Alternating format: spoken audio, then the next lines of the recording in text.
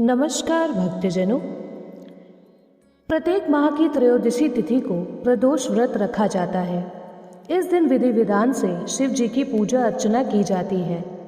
जब यह व्रत सोमवार को पड़ता है तो इसे सोम प्रदोष व्रत कहा जाता है।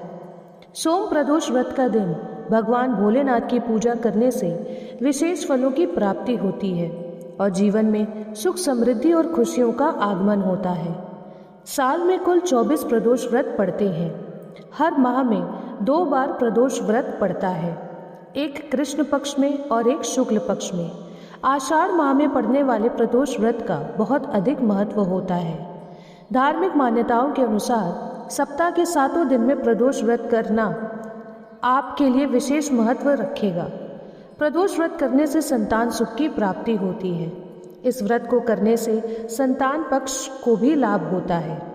आषाढ़ माह में कृष्ण पक्ष का प्रदोष व्रत इस बार अगर आप देखें तो 23 जून को था, लेकिन शुक्ल पक्ष में ये जो प्रदोष व्रत की तिथि है ये है 3 नवंबर 2025।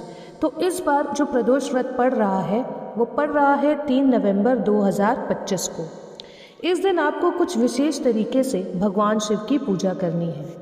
आपको सोमवार के दिन सुबह उठकर ब्रह्म मुहूर्त में यानी 4:30 से 7:30 बजे के बीच में स्नान करना है। साफ सुथरे और सफ़ेद वस्त्र आपको धारण करने हैं। सुहागिन महिलाएं लाल, पीला, हरा वस्त्र भी धारण कर सकती हैं। इसके बाद आपको शिव जी का ध्यान करना है और व्रत का संकल्प लेना है। आपको पूरे दिन फलहार व्रत रखना है। घर के मंदिर में दीप प्रज्वलित करना है। भगवान शिव, माँ पार्वती की प्रतिमा सामने रखनी है। आपको शिवलिंग पर इस दिन जलाभिषेक करना है। संभव हो तो शाम के समय स्नान करें और स्वच्छ कपड़े धारण करें, नहीं तो आप प्रदोष काल की भी पूजा की तैयारी कर सकते हैं। आपको एक थाली में सभी पूजा सामग्री एकत्रित करनी है। शिवालय या घर पर विराजमान शिवलिंग की पूजा आरंभ करनी है। शिवलिंग का गंगा जल से अभिषेक करना है। शिवलिंग पर आक के फूल, बेलपत्र, भांग, धतूरा, फूल, फल, शहद नैवेद्य अर्पित करना है। अब शिवलिंग को धूप दीप दिखाना है। शिव जी के कुछ बीज मंत्र हैं, जैसे ओम नमः शिवाय, ओम सोमाय नमः, ओम रिंग रिंग शिवाय नमः का जाप आप रुद्राक्ष की माला से 108 बार कर सकते हैं। इस दिन आपको सोमवार प्रदोष व्रत की कथा पढ़नी है। उसके बाद आपको शिव चालीसा का पाठ करना है और बताए गए किसी भी मंत्र में से आपको कोई एक मंत्र का जाप रुद्राक्ष की माला से 108 बार करना है। आपको ध्यान रखना है कि आप भगवान शिव के सामने घी का दीपक ही जलाएंगे। अंत में आपको शिव गौरी के साथ सभी देवी देवताओं की आरती करनी है।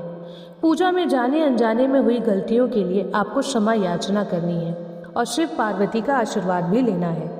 प्रदोष व्रत का दिन शिव जी की पूजा अर्चना में समर्पित होता है। इस दिन मनोकामना की पूर्ति और रोग दोष निवारण के लिए आपको शिव जी का रुद्राभिषेक जरूर करना चाहिए। मान्यता है कि ऐसा करने से ग्रह दोषों से मुक्ति मिलती है और जीवन में सुख समृद्धि का वास होता है। इसलिए बताए गए विधि अनुसार आप सोमवार के दिन प्रदोष काल का व्रत रखिए।